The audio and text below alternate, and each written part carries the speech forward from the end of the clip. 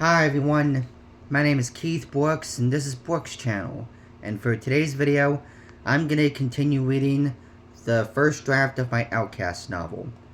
In the previous video we covered the first chapter, which introduces the first two main protagonists, Joey and Mitch, going into a little bit about them, how they first meet, and a little of what they can do when they grow up. Now, today we'll be doing the second chapter, which introduces the third of the main protagonists. And I also want to clarify this is still just the first draft, so some of what I wrote may not have come out right, and I'll most likely change it over time, like when I get to the second draft. So yeah, with that out of the way, let's get to reading. There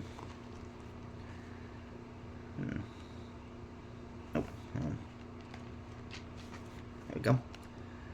Just a little over a week after Joey and Mitch met, another young boy walks out of the local grocery store. He was around 9 years old, with short black hair and dark blue eyes. He was a bit overweight compared to other boys his age, especially around his gut, which slightly peeked out from the bottom of his shirt. His arms and legs were also larger than average, looking close to the size of a grown man's. This extra size often made the boy a target for the less than nice boys in town. Two of such were talking across the street from the grocery store when they noticed the heavy boy walk out. He was carrying two large grocery bags filled to the brim with various foods and cooking ingredients. One of the boys got a mischievous smile on his face, watching the heavy boy walk down the street, as he decided to have a little fun. "Hey, check this out," he said to the other boy as he ran to catch up with the heavy boy, his friend just laughing to himself while watching. The mean boy quickly caught up to the heavy boy and started his idea of a joke.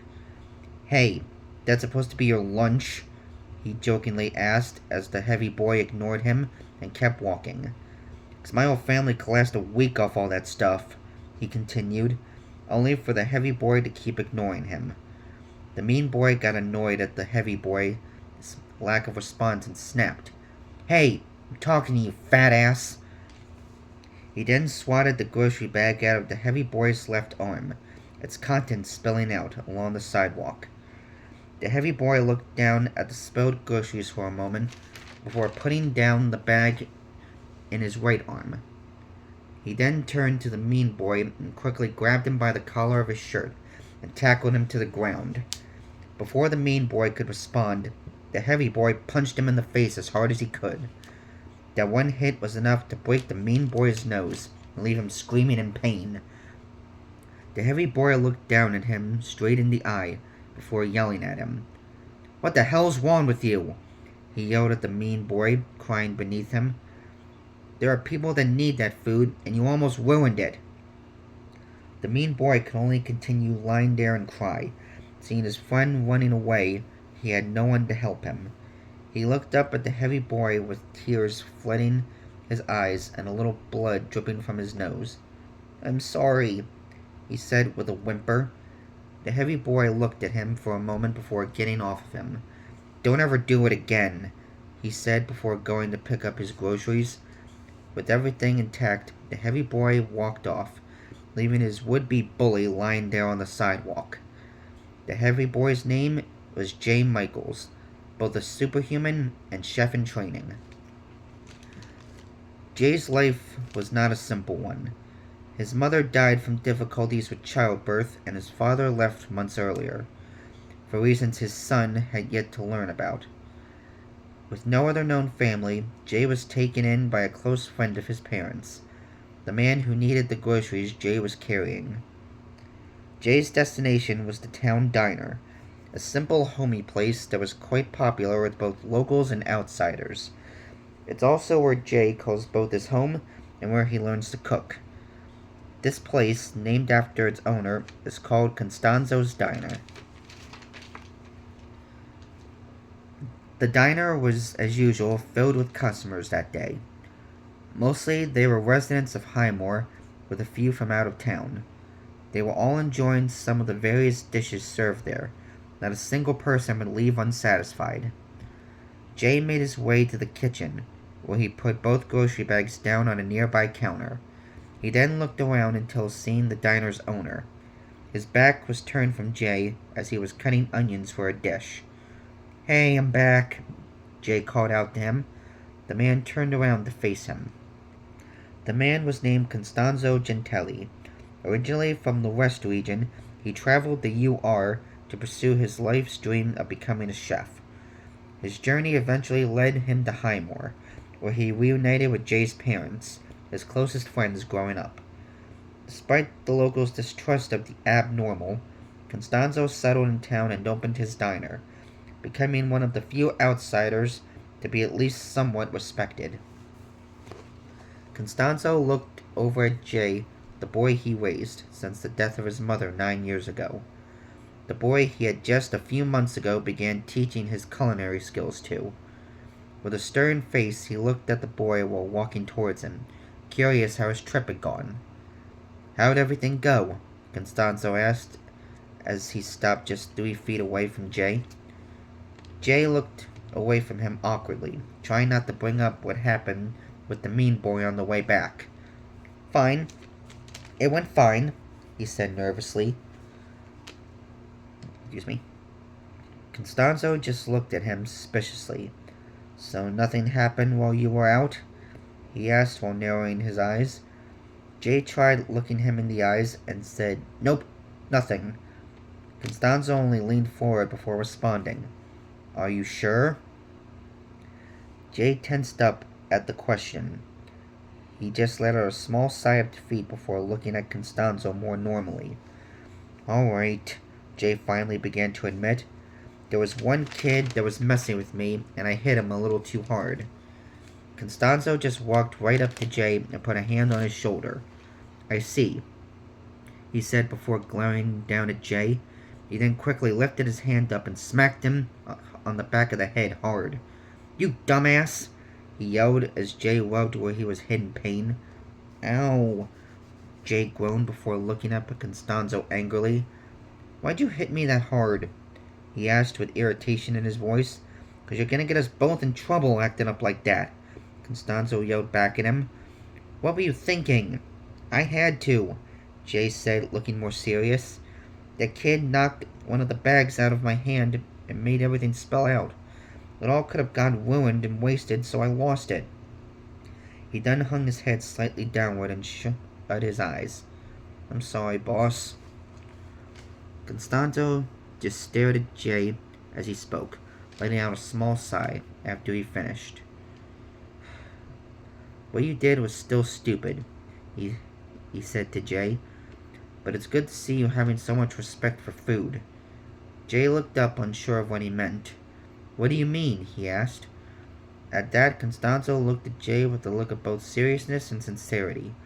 "Jay, my boy, food is the essence of life itself," he said. "It's not just to satisfy our hunger. We need it to nourish our bodies and give us the energy we need to go about our lives. And as chefs, it's our job to provide people with the best food we can so they can do all of those things." Jay looked up at Costanzo with wonder in his eyes. "Really?" he asked in a low voice. "Completely," he replied. "And for people like us, it gives us a little extra."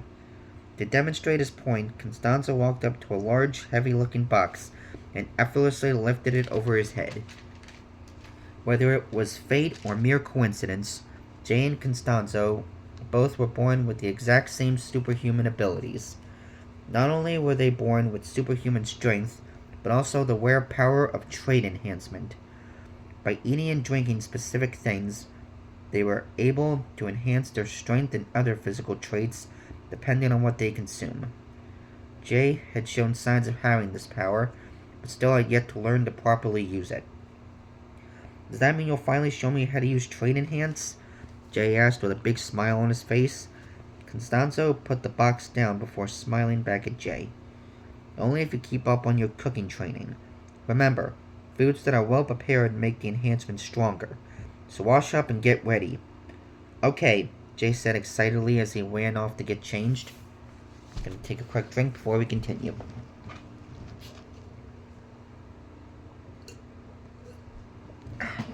Alright.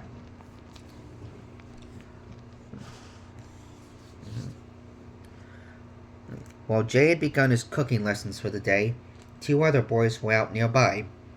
Mitch was walking down the street with Joey following next to him. They were off school that day, and with his dad busy with work, Mitch had a rare amount of freedom from his home studies. Him and Joey met up looking for something to do, but neither had any ideas. They quickly started growing bored, and a little hungry. Man, there's nothing to do, Mitch said, walking along with his hands on the back of his head. Can't think of anything. Me either, Joey said, looking down with his hands in his pockets. It was then Joey felt his stomach rumble. Actually, I'm feeling kinda hungry. Me too, now that you mention it, Mitch replied. It was then the two boys smelled something tasty. What's that? Joey asked as he and Mitch turned to face Constanzo's diner, a flurry of delicious scents seeping out from the front door. Whoa, what's this place? Joey asked, looking up at the diner's sign in curiosity. I heard about this place, Mitch started to answer. Supposed to be a real popular diner. My family's never eaten here, though. Something about the owner being a superhuman. Feeling his stomach growling, but short on money, Mitch had a sneaky idea. Quick, follow me, Mitch told Joey as he started walking towards the alley beside the diner.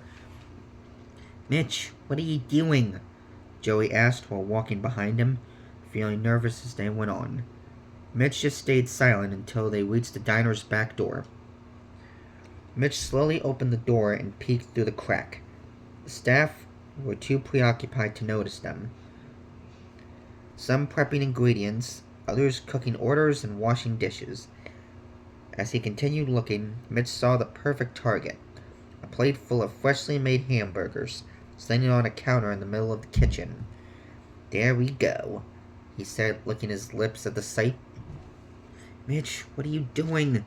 Joey asked quietly and with a nervous tone. What does it look like? Mitch asked him back, while keeping his eyes locked on the plate. I'm getting us something to eat. Just stay there and keep watch. Mitch proceeded to quietly enter the kitchen and crouch his way towards the counter. Joey stood by the door, peeking through with a worried look on his face. Despite all the employees inside, Mitch managed to get through undetected. He then reached his hand across the counter to reach for one of the burgers, but right when he was about inches away from grabbing it, clank! A large cleaver slammed down onto the counter, right in front of Mitch's hand. He quickly pulled his hand back with a shocked yelp. He then looked up to see Constanzo Gentelli towering over him from the other side of the counter, a look of anger on his face as he looked down at Mitch. Just what do you think you're doing, boy? Constanzo asked with a dead serious tone in his voice. At this point, Joey, in a panicked state, fell face first into the kitchen with a loud yelp. The whole kitchen had their eyes on both boys as Mitch desperately tried to think of an explanation. Well, you see... What's going on? Jay asked, having just come back from using the bathroom. Excuse me. Constanzo turned to face him while placing his cleaver back into the pocket of his cooking apron.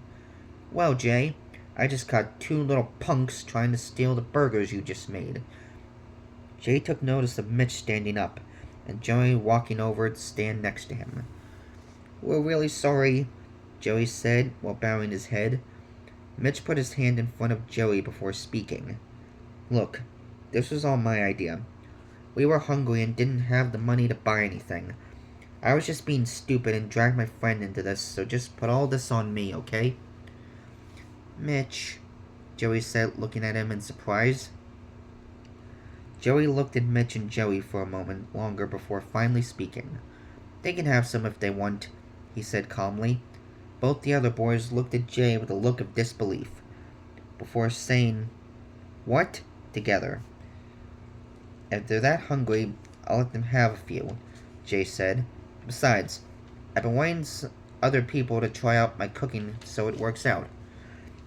Constanzo's expression returned to normal before turning back to Mitch and Joey. looks like your lucky day, boys, he said to them. Go ahead and help yourselves. Both boys looked at each other for a moment before walking up to the counter. They each took one burger while cautiously looking over at Constanzo. After they were certain he wouldn't attack them, they both took a single bite. Both Joey and Mitch's eyes lit up as soon as the burgers hit their taste buds. They both let out an audible mmm before taking another bite. Dude, this is awesome, Mitch shouted happily before biting in again. So good, Joey said with a big smile as he continued eating. Jay just smiled at both of them, watching the two boys enjoy his cooking. Constanzo then grabbed a burger and took a bite. He muttered while judging the taste in his mouth. It's about 6 minutes overcooked, and you used too much seasoning again.